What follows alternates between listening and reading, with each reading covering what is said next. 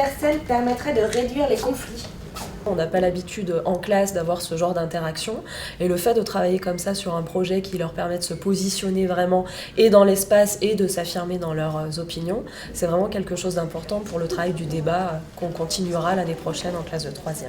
Voilà. Alors, la question de la langue, évidemment, elle est traitée, mais elle est traitée, vous avez pu le voir, d'un point de vue vraiment grammatical, orthographique, quelque chose de très technique et finalement je crois qu'on oublie souvent qu'ils parlent différentes langues, là on l'a bien vu, ils peuvent parler jusqu'à 11 langues dans cette classe et du coup on oublie trop souvent de leur parler des différences d'apprentissage justement, du fait que la langue maternelle c'est pas tout à fait le même apprentissage que quand on arrive en France justement à un moment donné et qu'on doit s'habituer à parler la langue du pays aussi.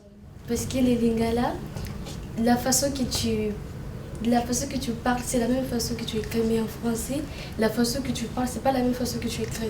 Et j'ai un problème avec les accents et avec les verbes aussi. Mais c'est difficile à apprendre et écrire aussi.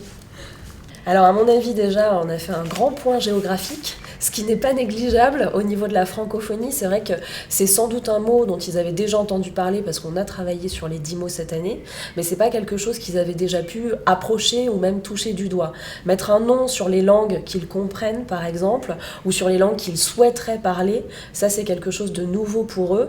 Et je pense que justement dans la sensibilisation à la langue française et aux autres langues, donc aux autres cultures, c'est vraiment quelque chose de nouveau pour eux et d'important pour la suite. Parce qu'on a souvent des élèves qui arrivent justement, qui ont les cours de français langue étrangère, mais c'est pas que ça s'arrête à la porte de cette classe, mais presque. Parce qu'en fait, après, les élèves reprennent leurs habitudes et parlent leur langue, qui est leur langue maternelle, le portugais, l'ukrainien. Et du coup, c'est vrai que là, c'est un projet qui fédère autour justement du français, mais qui leur permet aussi d'exprimer leur propre identité, leur propre culture. Voilà.